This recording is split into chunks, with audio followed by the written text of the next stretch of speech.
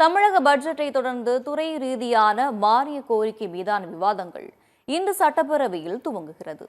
தமிழக சட்டசபையில் கடந்த 5ஆம் தேதி 2026-2027 ஆண்டிற்கான பொது பட்ஜெட்டும் 6ஆம் தேதி வேளாண் பட்ஜெட்டும் தாக்கல் செய்யப்பட்டது.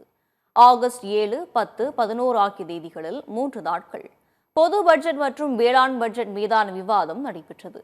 இந்த விவாதத்தில் ஆளுங்கட்சி மற்றும் எதிர்க்கட்சி உறுப்பினர்கள் பங்கேற்று பேசினார்கள். உறுப்பினர்களின் கேள்விகளுக்கு அமைச்சர்கள் பதில் அளித்தனர். 4 நாட்கள் விடுமுறைக்கு பிறகு இன்று மீண்டும் சட்டசபை கூடுகிறது.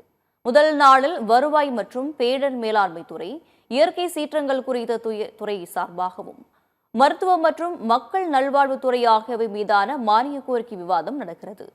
மாணவர் படுகொலை, மேகமலை, கர்நாடகாவில் 3 தமிழர்கள் கொலை போன்ற பிரச்சனைகளை எதிர்க்கட்சிகள் எழுப்ப உள்ளனர்.